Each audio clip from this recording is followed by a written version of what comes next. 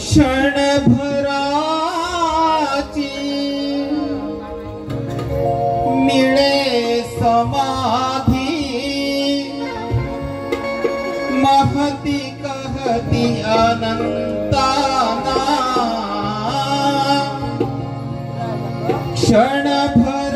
क्षणभराची मिळे समाधी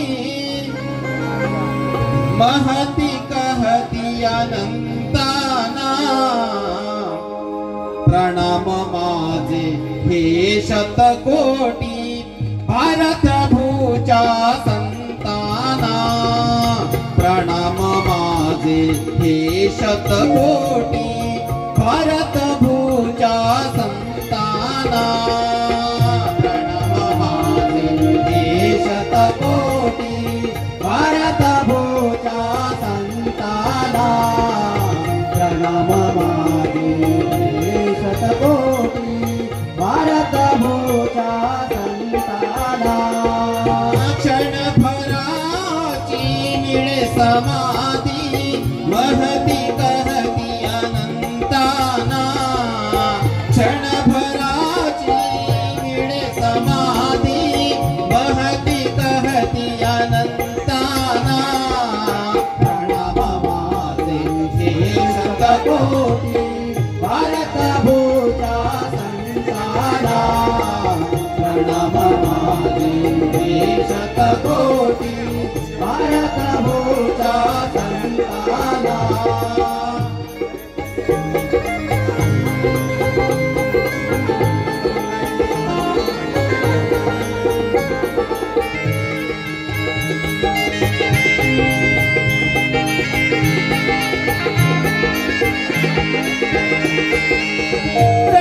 रंगदेवता आणि नटेश्वर कार्यारंभी विनवितो पामर कार्यारंभी विनवितो पामर कार्यारंभी विनवितो पामर रंगदेवता आणि नटेश्वर कार्यारंभी विनवितो पामर कार्यारंभी विनवितो पामर कार्यारंभी विनवितो पामर शिवशक्तीच्या इतिहासाला धीमानाची वंदना शिवशक्तीच्या इतिहासाला धीमानाची वंदना प्रणाम माझे हे शतकोटी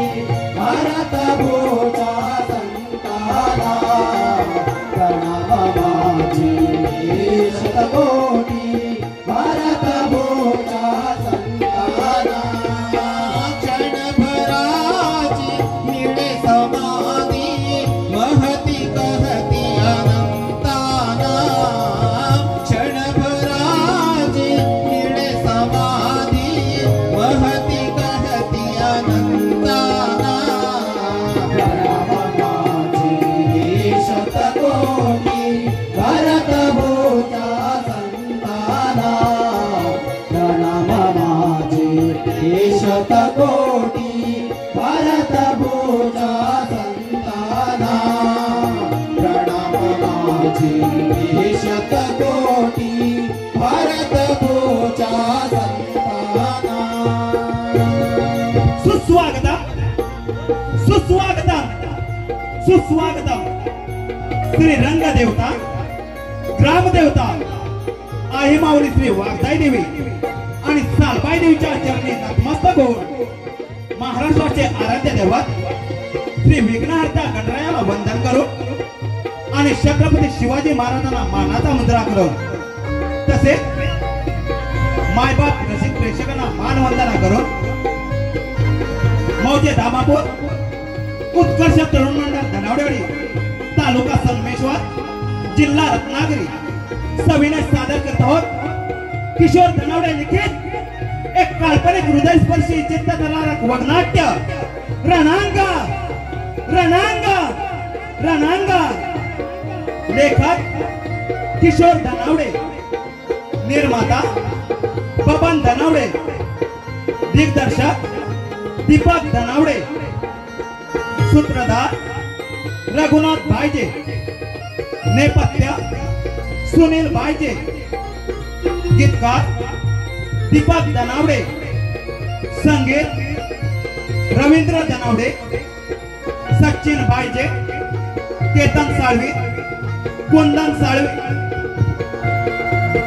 या वगनाट्यामध्ये भाग घेणारे कलावंत आणि पात्र परिचय.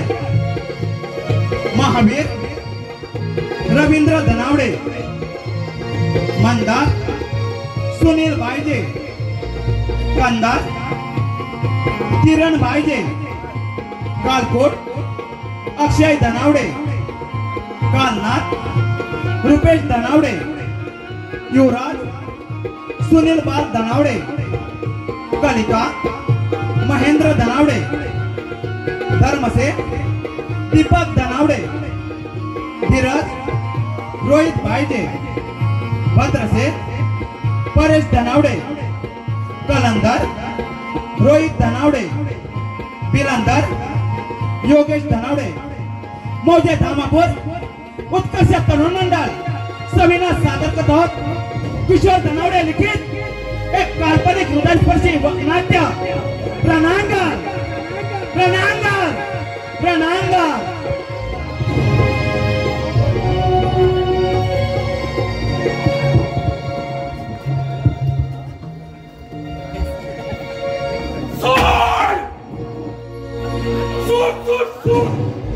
या सुराच्या आगीने गेली 12 वर्ष तडफडत राहिले.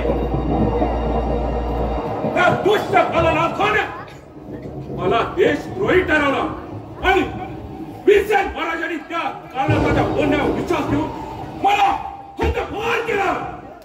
पण होय, याचा एक ना एक दिवस मी सूर घेणार. माझा पुत्र धीरज कालनाथाची वित्तम बातमी घेण्यासाठी गेलाय, पण अजून कसा परतला नाही.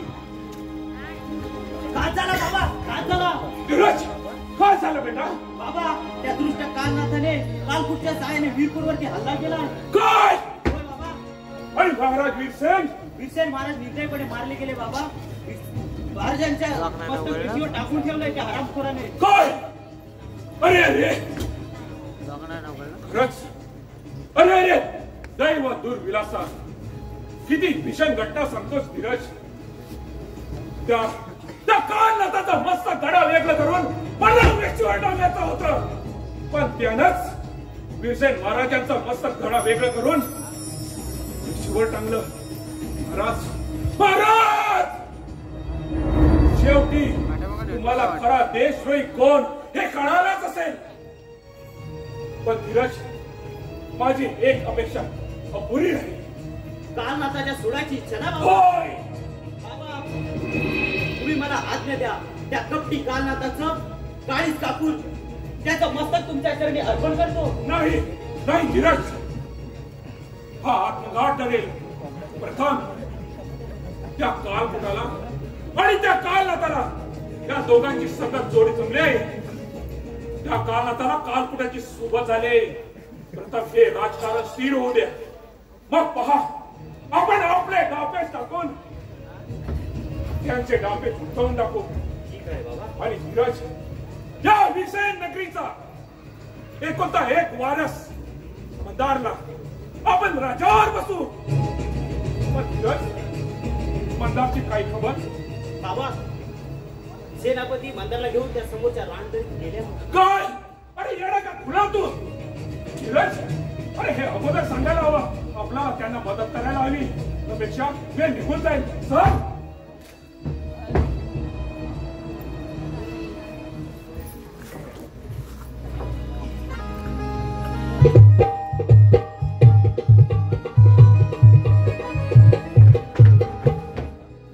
चला युवराज, चला त्वरा करा. शत्रू आपल्या पाठशी भिडलाय.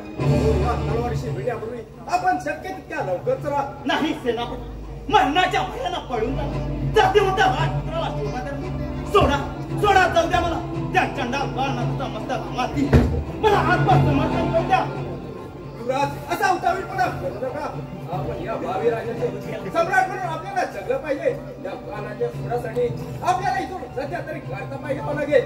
आपला जीव वाचवणं महत्वाचं आहे. काय माझा प्राण वाचून मरणाच्या भयानं गेलेलं जीवन जाऊ माझी गोरगरीब जनता सरसकट कापली जात असतात. त्याचा काय वारी ना वैरी होऊन पळून जाऊ असा मी ना म्हणता सत्ता पळून जाणार आहे.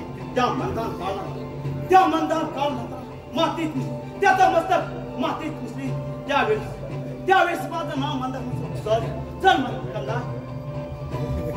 युवराज, मला वाटतं तुमचं हे वागणं अविचार आहे. सेनापती सांगतात तेच योग्य आहे. लहान मुश्किले मरण्यापेक्षा या संधीचा फायदा घेऊन इथून पळून जाणे योग्य आहे. कंदा, माझ्या जीवनात दोस्ता तू सुद्धा आज यांच्याप्रमाणे मला सल्ला देत आहेस. आजपर्यंत खांद्याला खांदा लावून लढलास आणि आता त्या दगलबाज काळनाथाच्या सुरात मी सत्तापणे पेटलो असता तुम्ही थंडपणे माझ्या अंगातील शौर्य थंड करतात. युवराज, आम्ही थंडपणे वागत आहोत याचं कारण वेगळं आहे. जर तुम्ही आमच्या हृदयात पाहिलं तर तुम्हाला सुराची आगत आग दिसेल. ती आग तुमच्यापेक्षा माझ्या अंगात जास्त मिळते सेनापती. आणि तरी सुद्धा तुम्ही मला घेऊन इथं पळालात. कारण तुम्हाला जगलं पाहिजे. त्या दुष्ट काळकुटाला सिंहासनावर फेकून देऊन या लडकुटचा सम्राट होण्यासाठी तुम्हाला आपला जीव वाचवला पाहिजे. काय माझा जीव वाचवला कुणासाठी? त्या मंदान खानला माझ्या डोळ्यात माझ्या आईला ओढत तुरुंगात टांबून ठेवलं. माझ्या डोळ्यात त्या मंदान खान माझ्या बाबांना ठाण मारत आणि तरी देखील तुम्ही घेऊन मला इथं कळाला. हे कोणत्या शरीराचं लक्षण समजा सेनापती? युवराज, हे वागणं तुम्हाला आम्हाला भ्याडपणाचं वाटत असेल.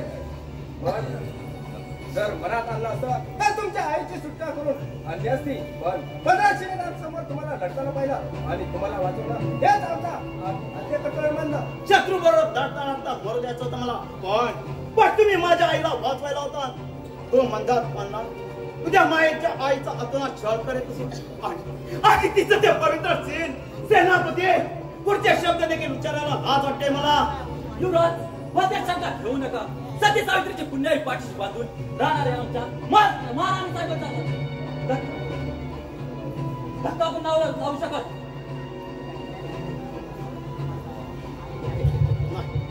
नाही. मी असा ना म्हणता पळून जाणार. सोडा मला.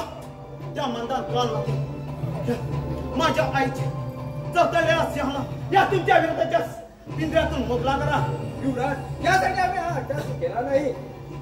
आमची पत्नी आपल्या ताण्याभराला अमृत मात्र करत असताना त्याला शत्रूंच्या घराण्यात सोडून तुम्हाला बनवून आणलं. ते तुमचा मरण देण्यासाठी नाही.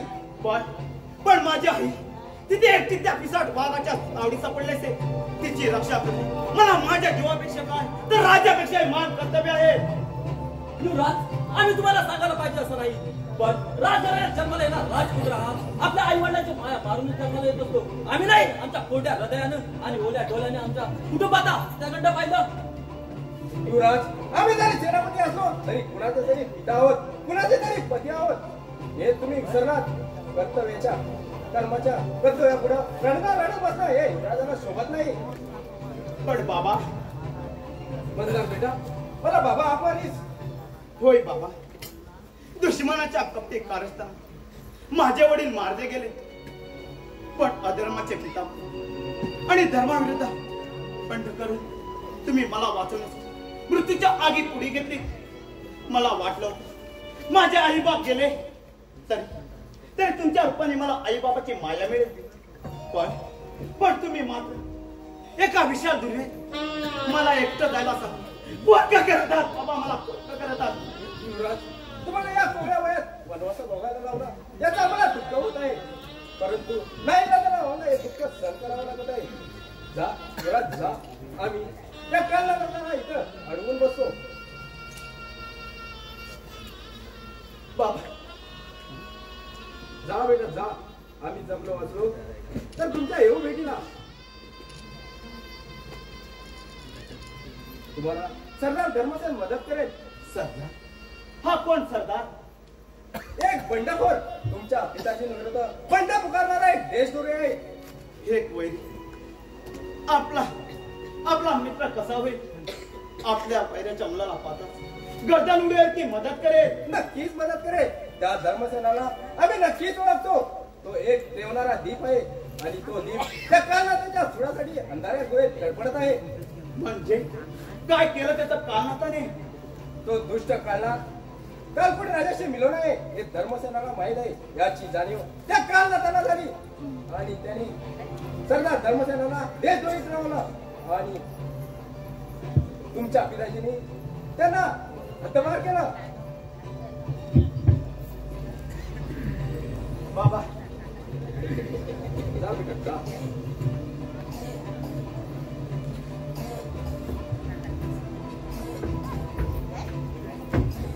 या विश्वासघाती कालनाथा असा चुडासाठी पेटणाऱ्या सेनापतीच्या समोर आहे. मृत्यू प्रत्यक्ष पाठीशी असताना मूर्खा तुला त्याच्या मरणाच्या वाटेने जावं लागेल. काय तुझ्या चमड्या पोराला पळवून ठेवून दिलास. अरुण फार मोठा घात केलास. त्या काठला सुटून त्याचा मस्तक त्याच्या पापाचा वेशीला टांगला का? बोल बोल कुठे लपून ठेवला त्या काठला? बोल मूर्खा कुणाचं मरण कोणाच्या हाती आहे हे आता ठरेलच. चुप चुप देवड्या परमेश्वराने तुझा मृत्यू प्रत्यक्ष माझ्या हातीचा बोलाय समजदार.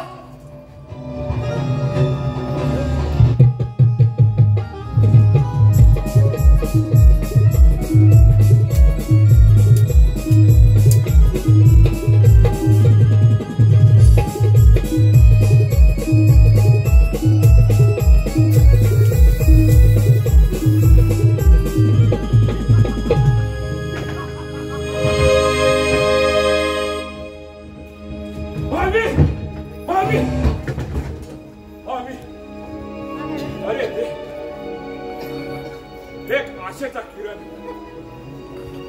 तोही असा दगावला.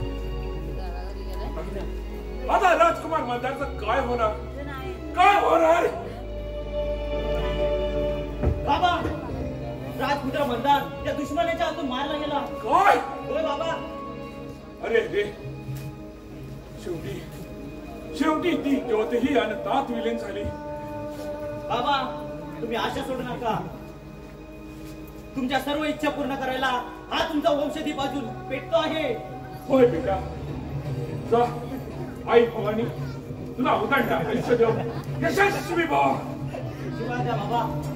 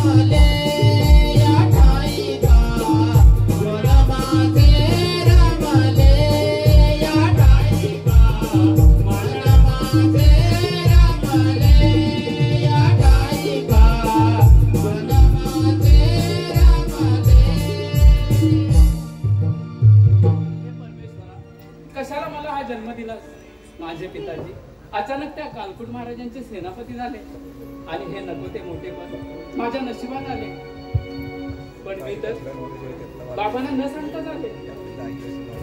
आणि आम्ही सुद्धा पिताजींना न सांगता चाललोय. तू राजमार्ग नाही याचा अर्थ इथेच असशील. अगं तुला खरं सांगतो, तुझ्यासाठी खूप वेडा चालू आहे की तुझे सौंदर्य पाहून. तुला माहित असेलच कालकुट महाराजांचा एकुलता एक वारस आहे मी. तुला माझ्याशी लग्न करावं लागेल.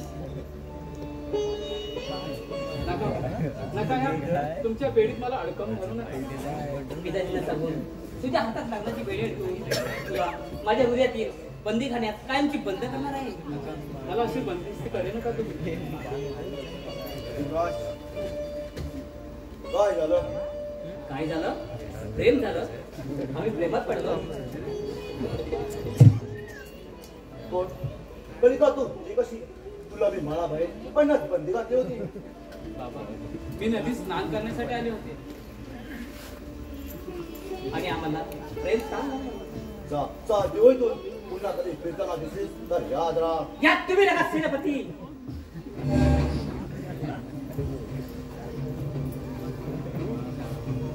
तुम्ही इथून चालते व्हा.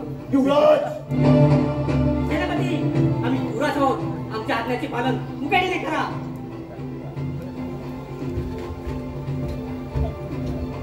आणि तुम्ही इकडे कशाला आलात? आणि अशा उंड्यात त्या मानवावर करून काय पाहताय? मला सांगतो ही जागा आहे ना जाम बेकार आहे. काय रे पिल्या? त्यांना काय माहिती आहे कुठं आले ते? मला सांगतो नुसती फिरतील इकडे तिकडे.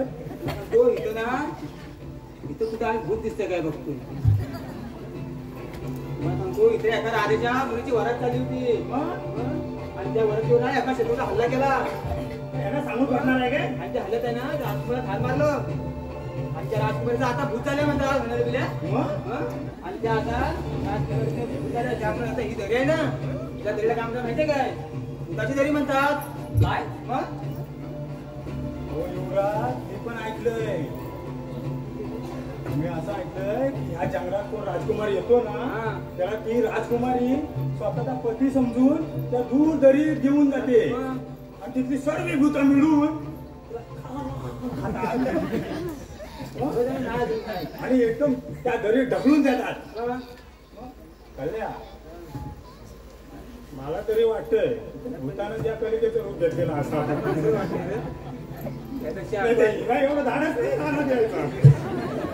त्यापेक्षा आपण आपल्याला भूत नाही आपण काय लागतं. अरे थांबा. अरे थांबा. चल कलिका या भूताची दरीतून चल.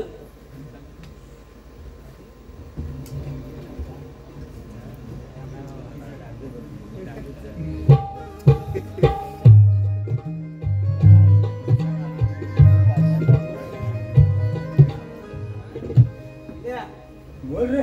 तुला एक सांगू काय म्हणतोय? माझा आवाज किती गोळा तुला माहितीये? कधी ऐकलं नाही पण आता म्हणत असलं आता ऐक. तर परत कल्पाची परत म्हण. आता ऐक. म्हणजे काय गाणं ऐकून दाखवतोय? आता ऐक का तू? बघू तरी कुठलं गाणं म्हणतोय. अगं थांब थांब थांब थांब पोरे अशी जाऊ नको गादुरे. अगं थांब थांब थांब थांब पोरे अशी जाऊ नको गादुरे. चला झटका नाही माझा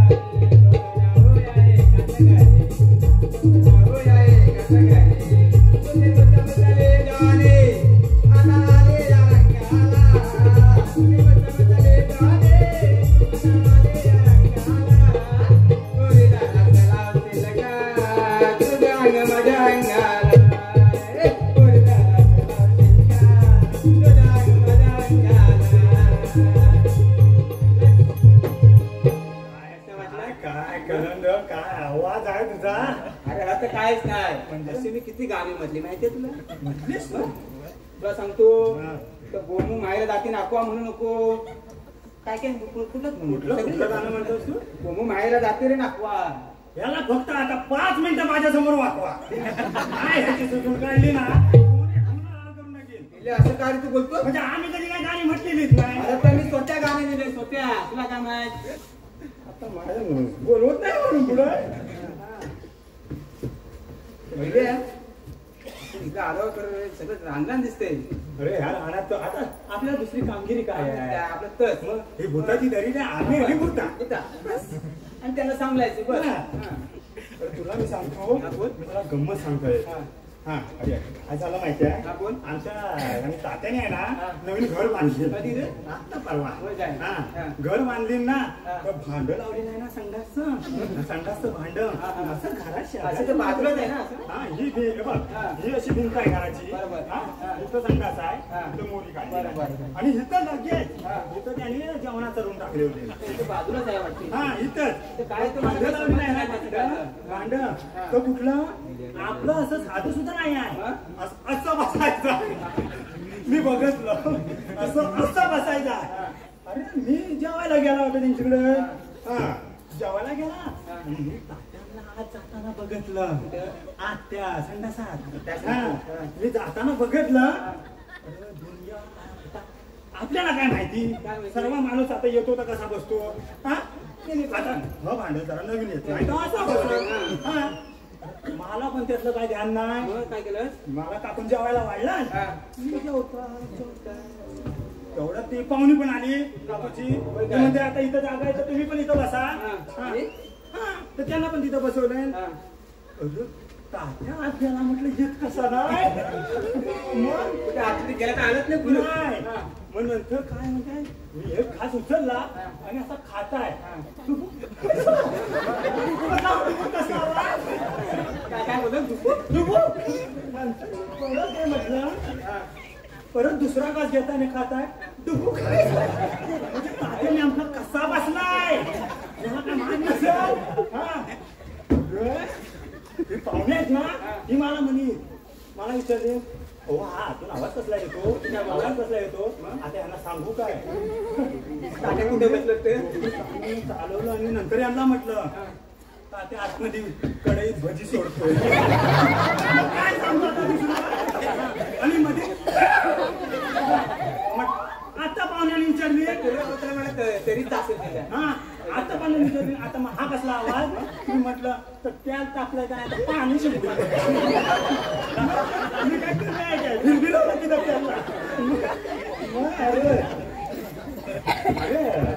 कलंदर अजून एक मला प्रश्न पडलाय. डोक्याला त्रास देतोय. अरे आपल्या म्हातारा आहेत ना, मला म्हणजे आज पण मला बोललोय. मग मला म्हणतात अरे तुम्ही काय सांगता. मग अरे आमच्या वेळी आम्ही नुसत्या टावेलावर उंबस गेलेले. मग नुसतं 10 रुपये खिशात ठेवून टावेलावर उंबस गेलेले. 10 रुपये मला प्रश्न पडलाय, 10 रुपये कुठल्या खिशात ठेवले. आता मी विचारणार आहे. मग असू दे, आता आपल्या कामाला आलेलं तर काम करूया. काय रे. अरे कलंदर बोल. अरे देवा, हर कोण. काय अरे ही बाया तर इकडे दिसते मला. अरे होय रे, पण इकडे करते काय. तुला मला करते वाटत. आणि तिकडं एवढं युवराजची वाट बघताय. मग पण दिल्या काय देखणे आहे नाही. कोण सांभाळून बोल. अरे आपल्या सेनापतीची मुलगी आहे ती. अरे सेनापती पोगे अजून काय आलं. माझ्या कशी पाहिजे प्रेम करू नये. युवराज मागं पडलं तर असं पण नाही. युवराजांचा मी उजवात आहे. उजव्या बिजव्या डाव्या हाताच्या मला गोष्टी सांगू नको. युवराजांचा उजवा हात मी आहे. तुझ्या डावशीत माझी करू नका. अरे तू कधी ह्या फाल्यांना उद्योग तरी कधी मारलाच काय रे.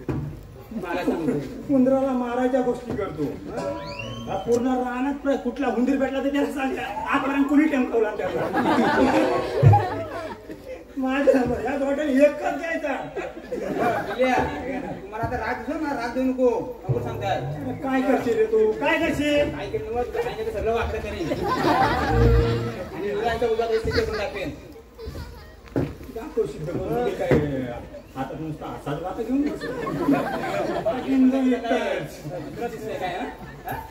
बघ. मी काय म्हणताय, वादाला आता तोंडाला तोंड दिली ना तर वाद होईल. उगाच माझ्याशी भिडू नकोस. आपण आपल्या मग आपल्या नोकरीला आणलाय ना, आपण नोकरी करू. काय भांडण होणार आहे. नाही तू चिडवतोस मला. मी काय चिडत. आता उद्या पण आपल्या दोघांची तोंडा एक म्हणता बघायची कशाला. मला वाईट वाटत. नको सांगू. मला असं बोलायला नको. कोण आहात तुम्ही? आम्ही युवराज उजडावा. असं व्यर्थ बडबड करू नका. खरंच सांगा, कोण आहे तुम्ही? जेव्हा कळलं ना तुला तेव्हा पाहिजे.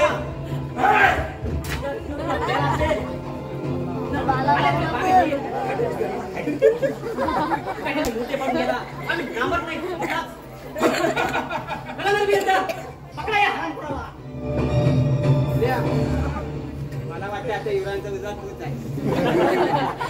तू याला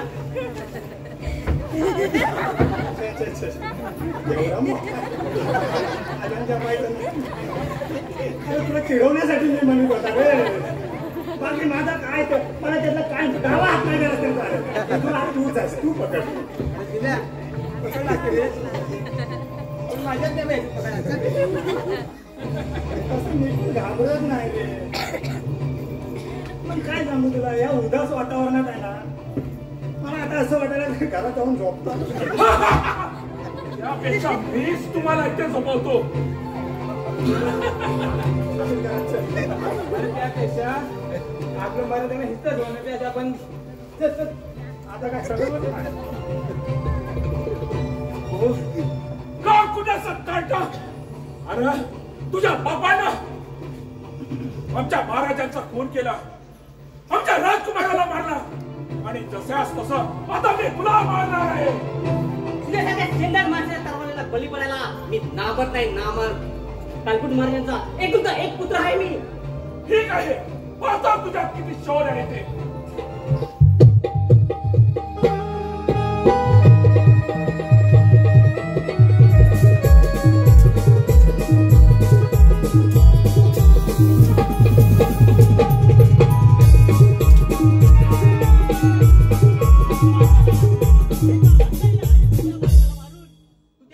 संपत्ती लुटून हा फार मोठा गुन्हा करता येतो. पण माझ्या मार्गात आडवा येणारा तू आहेस कोण?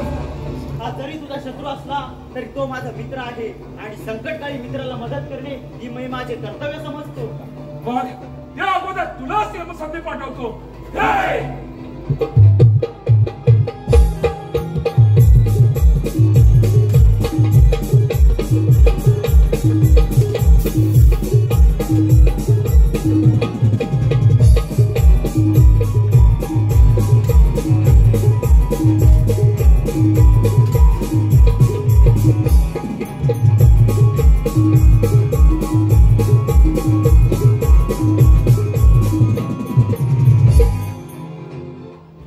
कर्माची फळं माझ्या मित्राला मारायला आला होतास काय? माझ्या जिवलग प्राणदात्या, कोण आहेस तू? आज ऐन तू आला नसतास तर या हरामपुराने माझे बरे वाईट केले असते. तुझे उपकार कसे फेडू? ठीक आहे, माझे अल्पशी भेट तिचा स्वीकार कर.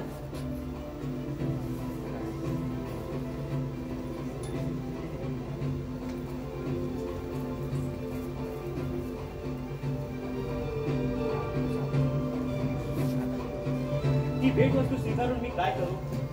या भेटीने फार तर मी 2 वर्ष जगू शकेन, पण माझ्या आयुष्याचा प्रश्न कसा सुटेल? पण तू आहेस तरी कोण? माझं नाव धीरज. कुठेतरी शिपाई म्हणून शिलेदारी मिळेल या आशेने भटकतो आहे. या बक्षिसापेक्षा आपल्या सैन्यात जर शिपाईची नोकरी मिळाली तर मी धन्य होईल. असं असेल तर तू आजपासून माझा अंगरक्षक म्हणून राहा. जर तू माझा अंगरक्षक म्हणून राहिलास तर मला कलांतरी कसली भीती नाही. फार उपकार होतील माझ्यावर तुमचे. तुमची सेवा मी इमानीने करीन, त्यात निष्काळजी राहा. ठीक आहे, चल मग तुझी ओळख मी माझ्या बाबांजवळ करून देतो. युवराज, तुम्ही पुढे व्हा. मी या मुद्द्याची विल्हेवाट लावतो आणि येतोच तुमच्या पाठोपाठ. ठीक आहे.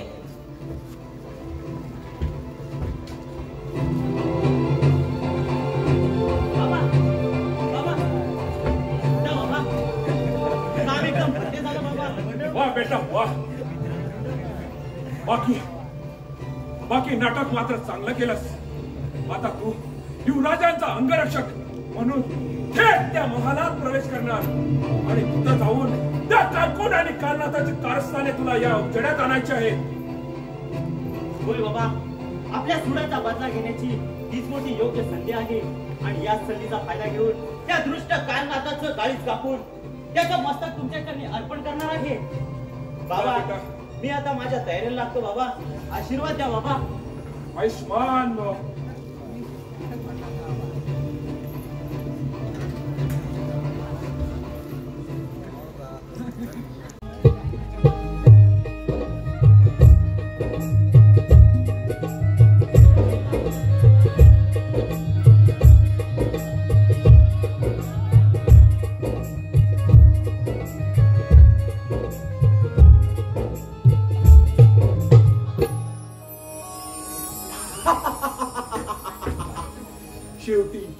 शेवटी आम्ही सम्राटाचे सम्राट झालोच. ज्या सत्तेच्या अभिलाषाने गेली 12 वर्षे आम्ही वेळेपेक्षा झालो होतो, ती राजसत्ता आज आमच्या पायऱ्याशी घेऊन गेला आहे. यासाठी आम्हाला त्या काळनाथाच्या कारस्थानाचा फार मोठा फायदा झाला. म्हणूनच त्याला मी माझा सेनापती बनवलाय. पण मूर्ख काळनाथा, एक गोष्ट लक्षात ठेव, माझी ही गरज संपताच तुला देखील एक दिवस अंधार कुठे दाखवणार आहे. महाराजचा जय जयकार असो. या सेनापती, महाराज आपल्याच्यावर एक विनंती करावीशी वाटते. बोला सेनापती. महाराज जराही संकोच करू नका. महाराज कृपा करून तुम्ही आम्हाला सेनापती म्हणून हाक मारू नका. कारण ही बातमी जर त्या कानाला समजली तर तो आपला भर एका क्षणात तुम्ही जसा करून टाकेल. तेव्हा तुम्ही मला बदलते यात नवाने हात मारा. ठीक आहे बदलसे, आपली सूचना खूप उत्साहपणाची वाटते. पण अद्याप आम्ही भयमुक्त झालो नाही. एक अंगाराची ठिणगी माझ्या मनाला झटके देत आहे. ठीक कोणती महाराज? त्या वीरसेनचा काटा मंदार अजून जिवंत आहे. महाराज याबद्दल काही चिंता नसावी. कारण सेनापती महाराजाने त्याला पळवले, पण त्या काळनाथाने त्याला गाठून जागेच तार मागवतात. शाबास काळनाथा, तुझा हा पराक्रम पाहून तुला डोक्यावर घेऊन नाचवतो वाटतं, पण नाही, ते माझ्या हातून होणे शक्य नाही. कारण तुझ्या पाटकाच्या भारानं तूच एक दिवस आम्हाला या वीरपूरच्या भूमीत गाडून टाकशील. उलट आम्ही तुझ्या डोक्यावर पाय देऊन या वीरपूरच्या भूमीत गाडून टाकणार आहोत. महाराज आम्ही इथे आल्यापासून आपल्या युवराजांची लक्षणे काही ठीक दिसत नाही. ते एका स्त्रीच्या प्रेमात वेडे झाले आहेत. काय युवराज वेडे झाले आहेत? होय, तुम्हाला मला सोबत ठाऊक आहे ना. प्रेम आणि स्त्री यांचा आम्ही अतिशय तिरस्कार करतो. कारण स्त्री एक महाकाळीचा भयानक रूप आहे. एकदा कधी पिसळली तर संपूर्ण राज्याचा सर्वनाश करेल. आणि एवढं असूनही युवराज एका सामान्य लोकांनी वेडे झाले आहेत. महाराज आम्ही स्त्री स्तुती करतो म्हणून माफी असावी. कारण ती एक खरोखर फार सुंदर आहे. महाराज रागावू नका. कारण त्या स्त्रीला पाहून आम्ही सुद्धा मोहित झालो आहोत. कोण मुलगी आहे ती? नाव काय तिचं? महाराज ती आपल्या सेवकाची काळनाथाची खाल कन्या आहे. काळनाथाची कन्या? होय. मग नक्कीच आपल्या सर्वांसाठी आपल्या युवराजांना मोहित करीत आहे. आपण मुद्दा जर तिला हे केला तर बरं होईल. ठीक आहे.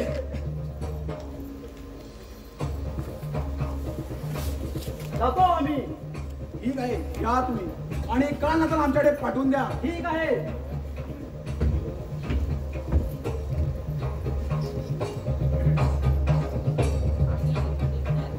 महाराजांचा जय जयकार असो. या सेनापती काळनाथ. महाराज राज दरबार असं एकाएकी बोलवण्याचं कारण?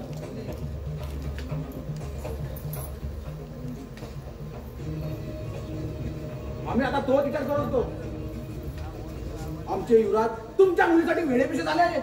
होय महाराज, युवराजांचा वेळेपणा सुधारण्यासाठी आम्ही त्यांचे लग्न आमच्या लडक्या करण्याची काही शक्य नाही सेनापती. आम्ही ही मागणी आपली नाकारत आहोत. याचं वाईट वाटून घेऊ नका. आपल्या माझ्यावर खूप उपकार आहेत. पण त्या उपकाराची परतफेड जर अशा प्रकारे झाली असती तर बरं झालं असतं. पण काही गोष्टी अशा असतात ज्या व्यवहाराला पडतात पण मनाला नाही. त्यामुळे लग्नास शक्य नाही.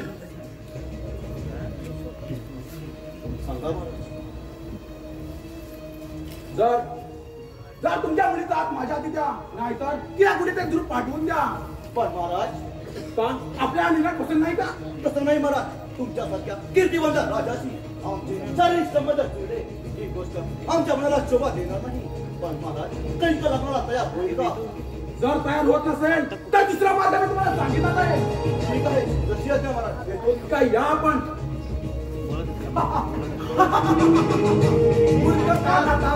मूर्ख काला तर चांगलाच माझ्याकडे सापडलास. चांगलाच माझ्याकडे सापडलास. आता तुला तुझ्या कलिकेचं लग्न माझ्यासोबत करावंच लागेल. नाहीतर तू तिचा जिवंतपणे मृत्यू पाहू शकत नाहीस. अरे त्याला बोलतच बघ, मेघाची पप्पा बोलत असेल वेदू द्यायला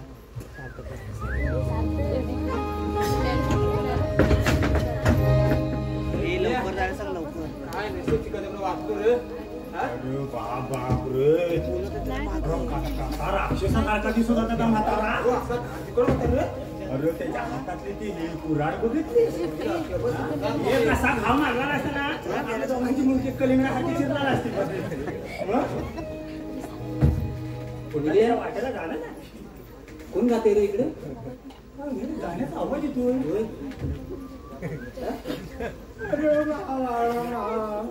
गेलं रे सर्व. मेली राहता आपण. अरे त्या राक्षसाच्या हातातून सुटली रे. पण आता या भूताच्या दरीत येऊन सापडली रे. अरे येऊन इथंच आली आपण. म्हणजे भूताची दरी?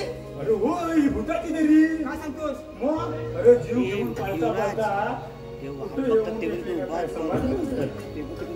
काय दिल्या? काय सांगू तुला?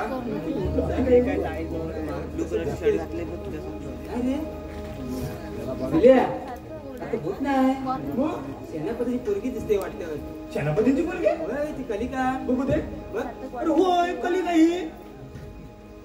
ही मेली मारायला कशाला आली या जंगलात? ही बाई इकडे काय करते काय पण ती? मला वाटतं तिला भूताने पकडला असावं.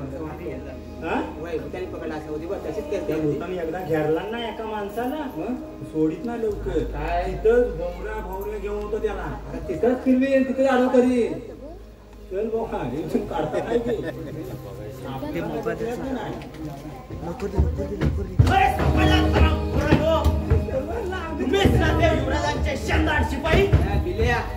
मला वाटते परत आपला भूताने पकडला असावं.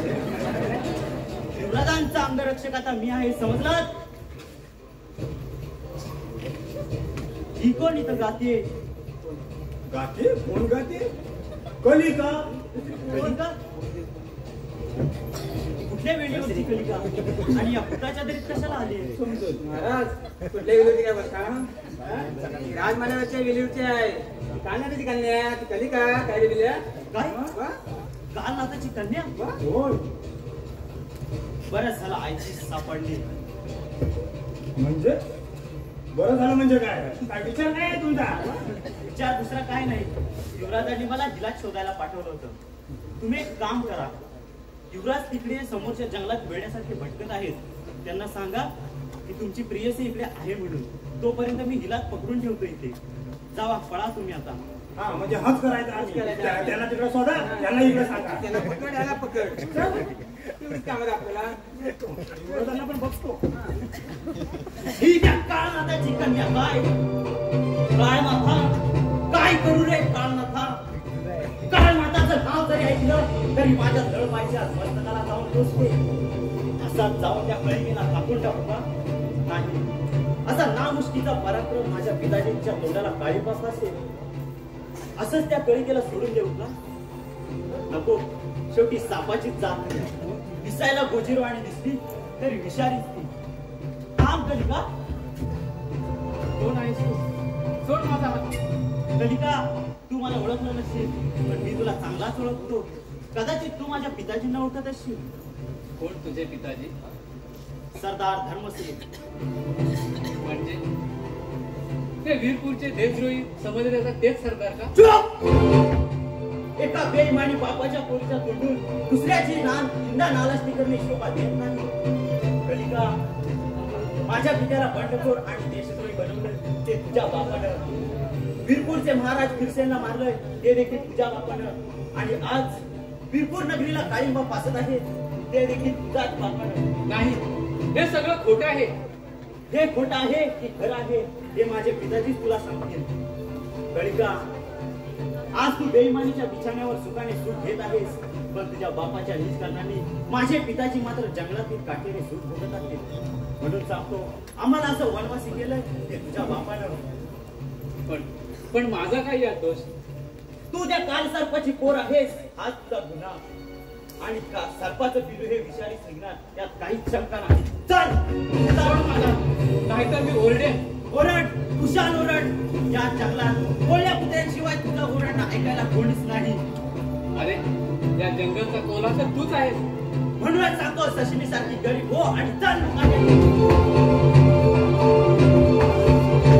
खबरदार त्या प्रचंडाला हात असेल एका असं आणि तिच्या केसाला हातातला हात नाही. तू कोण मला विचारणारा? अन्यायाचा काळ माझ्या बहिणीचा लक्षात ते एक बंडखोर आहे. मूर्ख तरुणा, माझ्या जंगलात येऊन मला हुकूम देण्याचा मूर्खपणा करतो आहेस तू. हे जंगल तुझं असलं तरी अन्याय अत्याचार करण्याची भक्तेदारी तुझ्याकडे नाही, समजलास? तरुणा, माझ्याशी दुश्मनी करून तू स्वतःच्या हाताने स्वतःला खड्डा खोदत आहेस. मला तुझी कीव येते हलकट तरुणा. तुझ्याकडे पाहत तुझ्या डोळ्यात मला खानदानीचा शौर्य दिसतो, पण तू मात्र एका स्त्रीच्या तोंडाला काळीमा बसलायस. तरुणा, माझ्या जागी जरी तू असतास तर हेच केलं असतंस. ही माझ्या दुश्मनाची काननाथाची काय? होय, काननाथाची कन्या? होय, माझ्या काळ वैऱ्याची काल कन्या. अरे मी देखील त्या काननाथाचा वैरी आहे, पण वैरी असून सुद्धा मी एक माणूस आहे. आणि वैरा बरोबर कधी कधी माणुसकी धर्माला वागायला. धीरज मित्र, दैर्यानं तो माझा दोस्त आहे, पण आपली दोस्ती ही दुश्मनाच्या रणांगणावर होते. याचेच मला फार वाईट वाटते. वाईट तर मला देखील वाटतंय. मित्रा, तू आणि मी जर एक झालो तर त्या कालनाथाचा पुरेपूर बदला घेऊ. जरूर, पण तू आधी या मुलीचा हात सोडेन, पण तिच्याबरोबर तुला देखील यावं लागेल. पण कुठे? माझ्या पिताजींकडे सरदार धर्मसेनाच्या गुहेत. ठीक आहे, मला देखील तुझ्या वडिलांना भेटण्याची फार इच्छा आहे. चल करिता, मी असताना तुला कोणाची भीती नाही.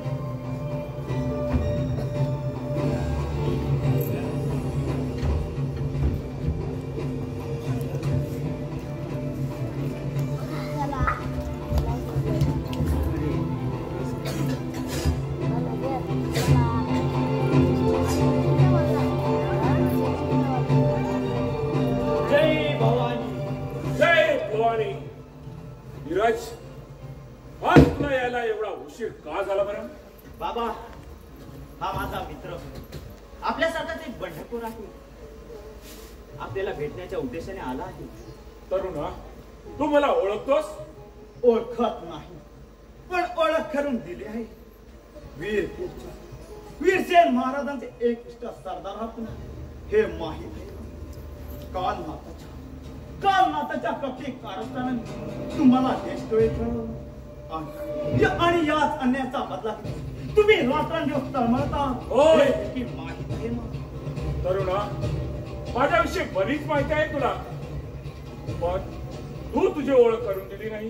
रणांगा, माझं नाव रणांगा. तुमच्यासारखाच एक बंडखोर आहे. बंडखोर?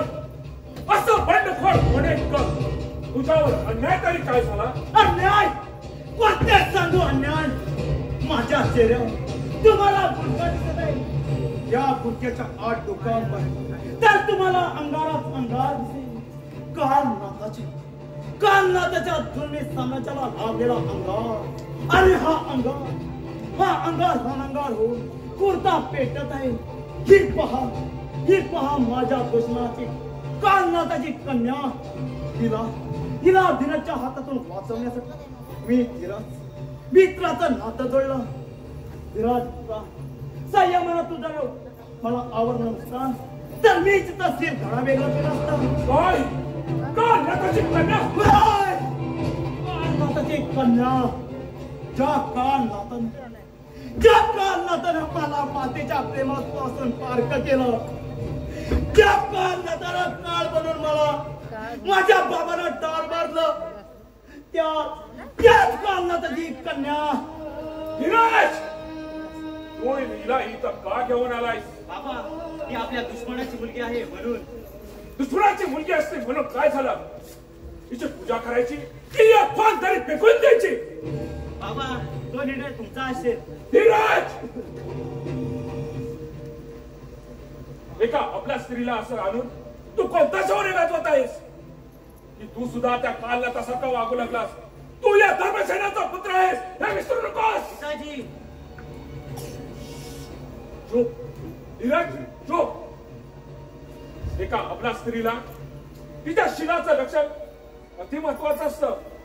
याच ठिकाणी तुझी बहीण असती तर?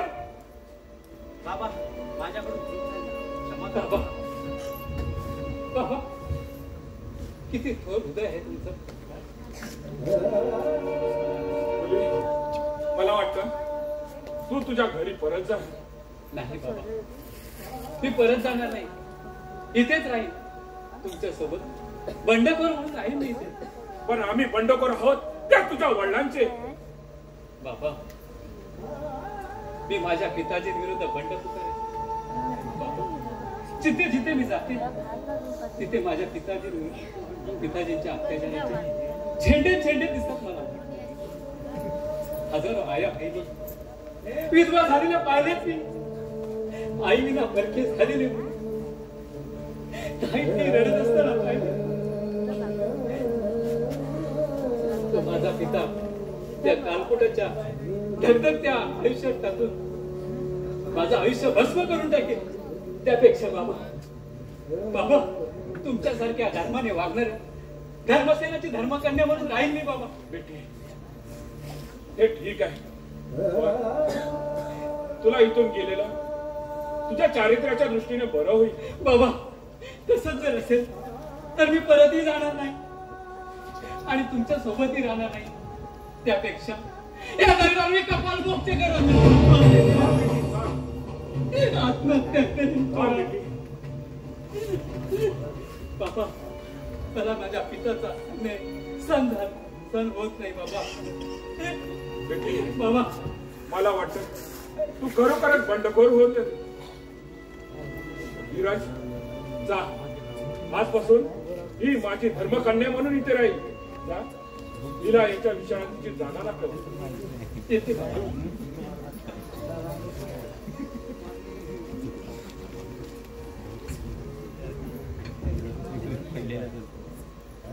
महाराज, ज्या विषारी सापान आपल्याला भिजूचा दस्त बंडेखोरीचा विष पाजला,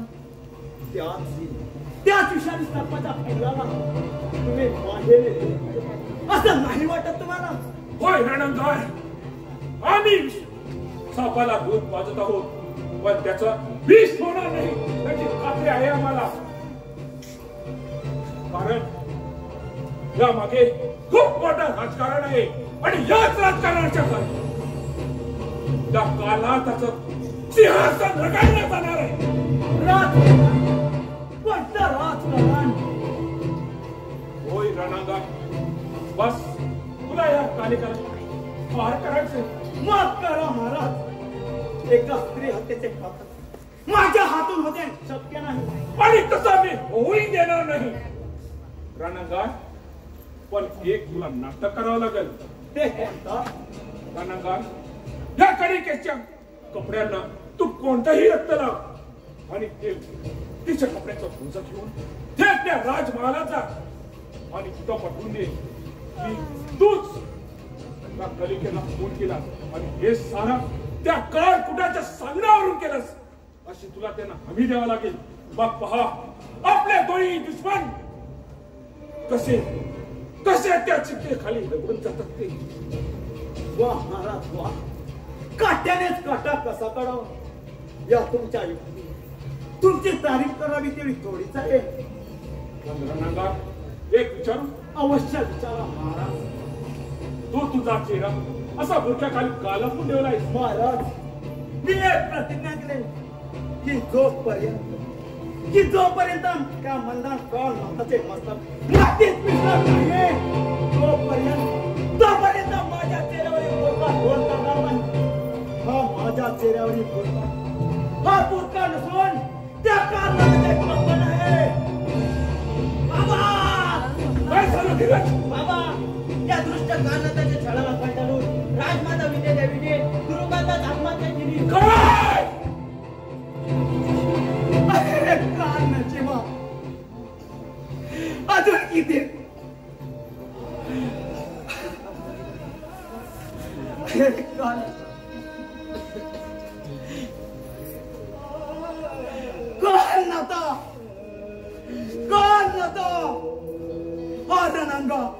अंगार बनून तुला चालायला येत आहे.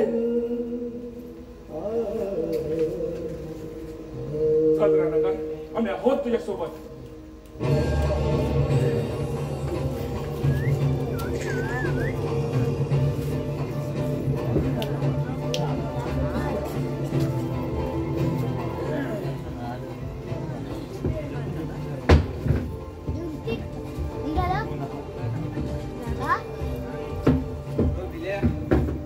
काय सांगू तुला? अरे चांगली राजमहाराज चांगली नोकरी होती आपल्याला. तिथे चांगला आपलं सोयीसुविधा चालत होतं.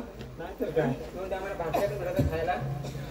आता बघ आता काय आता तिथे नोकरी सुटली, काम सगळं सुटलं आणि या पुताच्या तरी आपल्याला पारा करायची नोकरी भेटली. मग कसं होणार आता आपलं?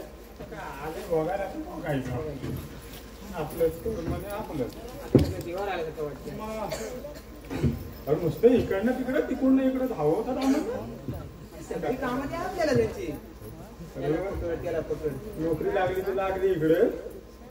पण मला वाटतंय ना आपलं मरण ना या भूताच्या देरीत आहे. काय बोलतो?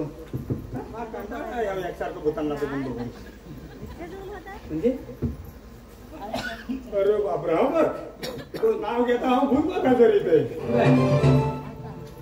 अरे नक्की हे भूतच आहे बिल्या? पूर्ण येताना तुला दिसत नाही बोल. पण हा भूत असं का कामून येतं?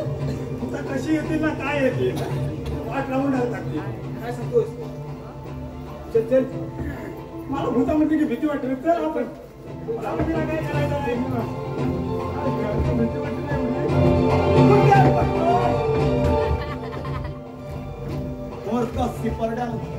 कोण आहात तुम्ही? कोण? आणि शूरवीर शिपाई आहोत. पण भूताबरोबर राहण्यात एवढं शूर नाही ना. कानाला भूत समजतात. मी भूत नाही, एक मारेकरी आहे. मारेकरी? अरे देवा काय आता मारेकरी आहे? अरे त्या मारेकरी भूत परवडलं रे. वाट बंद करा. भूत याचा जर आलं का मांजर बसतं ना तर दम देऊन ते परत जातं. मारेकरी ना एखादा मांजर बसतं ना तर माणूस घेऊन जातो. आम्ही गेलेलो आता काय दुसरं काय पर्याय नाही. आम्ही नाही उठणार. कुठं नाही तर खाली आपण मान उडवल्या जातील. मला आमचं वाट बंद करा. मी मारेकरी मोठ कशी पडल हे बोचका सोडून पहा. ह्या बोचका एका पोरीला मारून केलेली लूट आहे.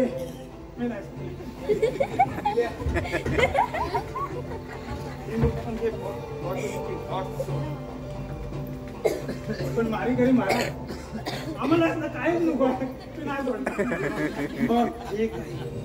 हे काकू सम्राट कानातकडे पोस्ट करा आणि त्याला सांगा की तुझ्या सांगण्यावर की काल कुठेच्या सांगण्यावरून मी तुझ्या कन्येचा फोन केलाय. म्हणजे पलीकडचं काही तुम्ही केलात? होय.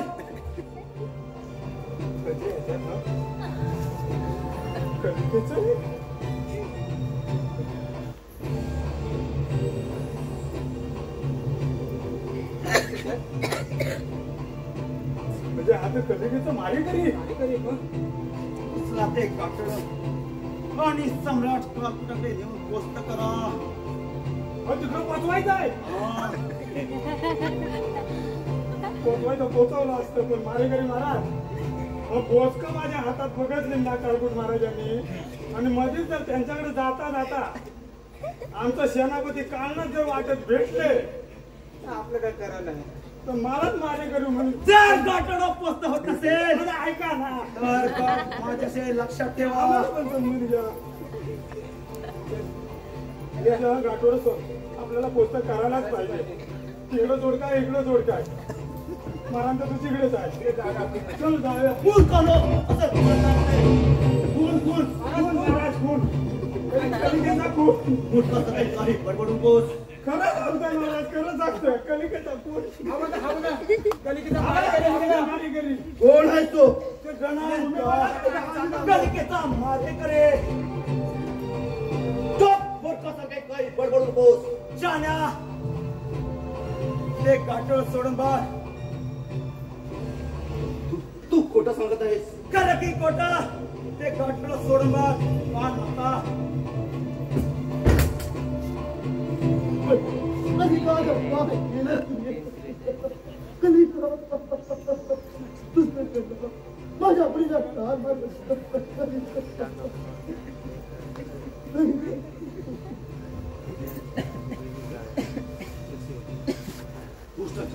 माझ्या मुलीला ढाल मारला.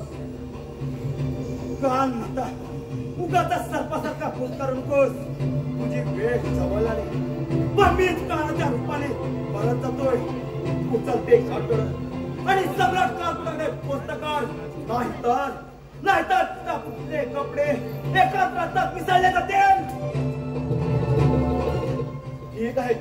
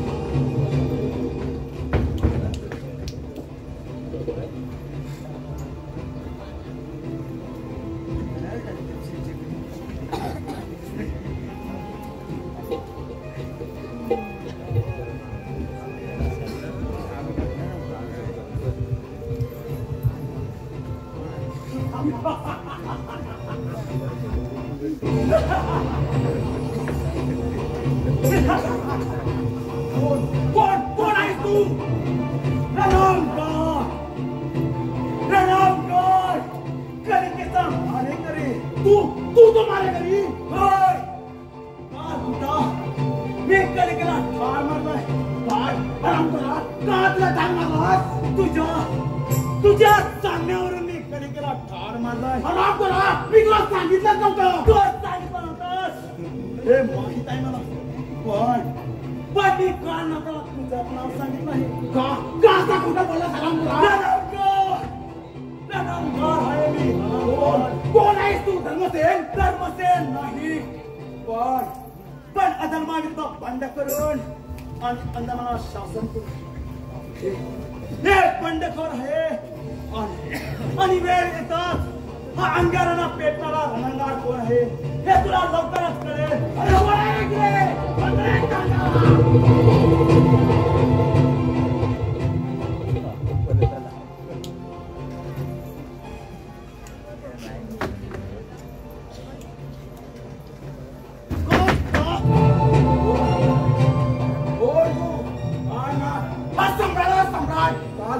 तुला समोर उभा आहे याचा विसर पडला का तुम्हाला? चुप! माझ्याकडे तुला काही मात्र किंमत नाही. बोल बोल.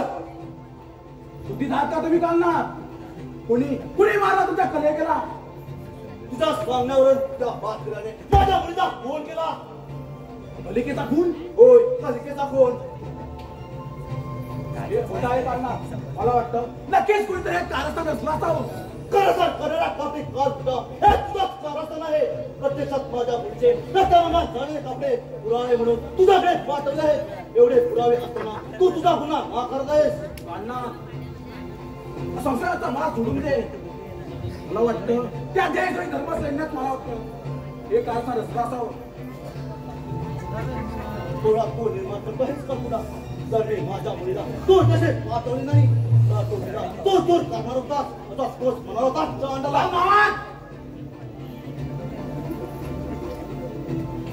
आणि हे ध्यानात ठेव, याच कारणाने तुला सम्राटाचा सम्राट बनवला. तोच हा काना तुला याच मायबोली करणार आहे. काल कुठं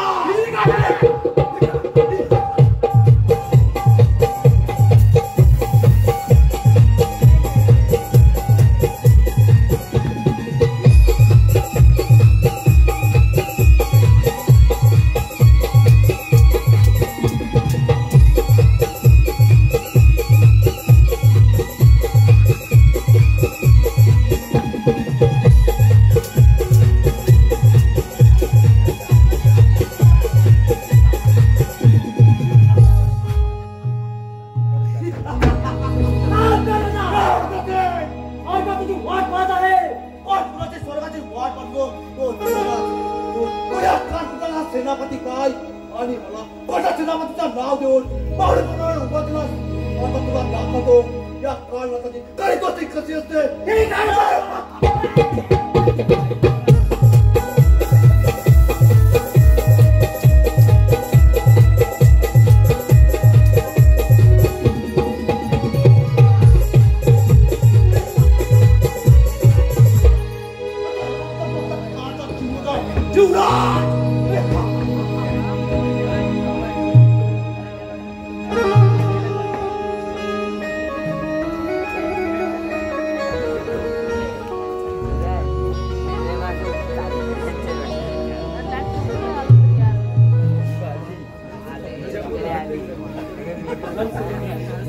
पण किती धन्य आणि पवित्र वाटतं.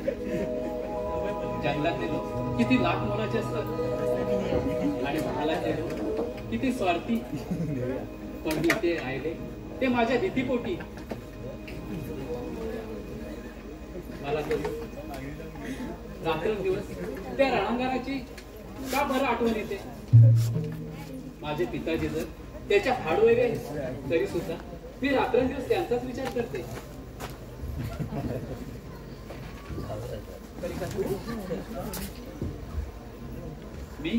मी कलिका नाही, मी फुलवंती आहे.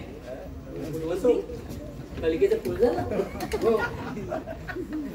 मी कलिका नाही, मी फुलवंती आहे. फुलवंती. कारण तू पण कलिकेसारखी दिसतेस. तर आपण जाऊ. सोड माझा हात. जाऊ नको कुठं चालतं सांगा. माझा हात सोड, नाहीतर ओरडेन मी. खबरदार.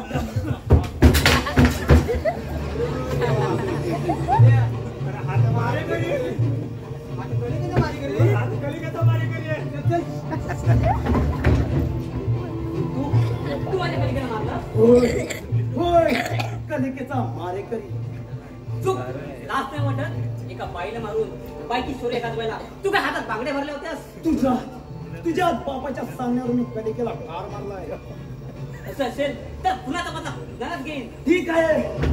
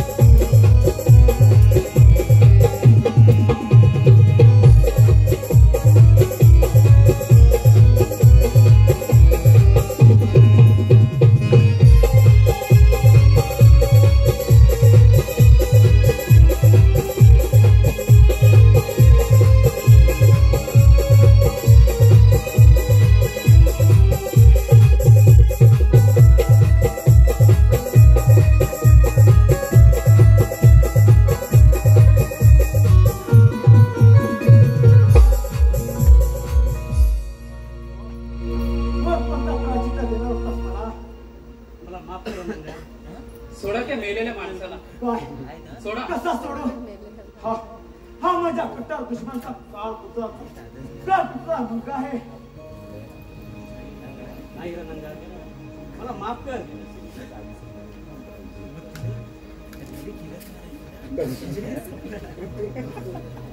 तो पास जा त्याला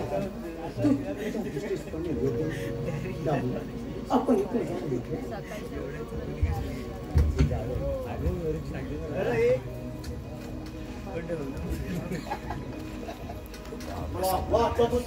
तू इथेच अशी का द्या सेनापती, तुम्ही पुराच्या समोर बोलत आहात.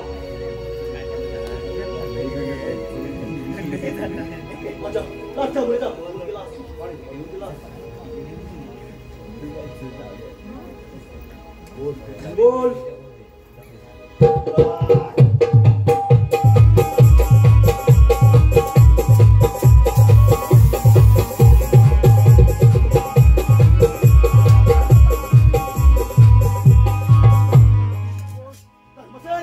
धर्मसेन बोल बोल कोणत्या बिलास वाकून बसला होता धर्मसेन धर्मसेन. अरे मला तू देशद्रोही ठरवलास, पण आता खरा देशद्रोही कोण हे दिसेलच.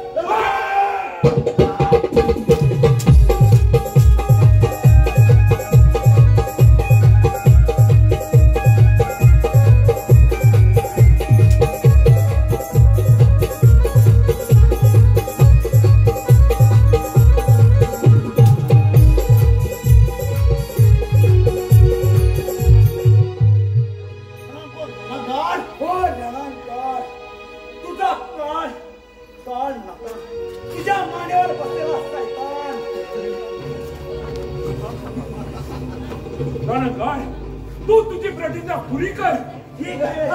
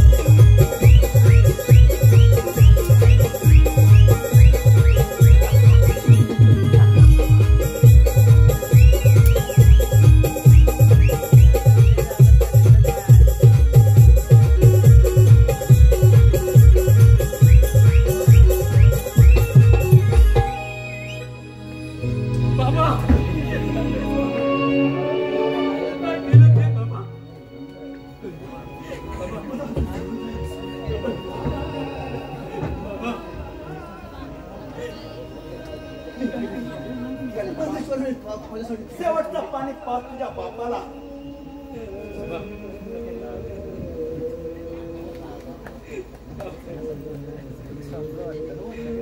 काय केलं ते? तू सत्सर हा माहीचा ओळवा तुझ्या हृदयात तसा. ठीक आहे, मी कोण, माझी प्रतिज्ञा पूर्ण झाली. कोण? राजकुमार मंदार. होय मंदार. हराम खुरानो मारला गेला तो मंदार नसून माझा जीवला मित्र कपार. त्याला देखील तुम्ही जिवंत सोडलात नाही.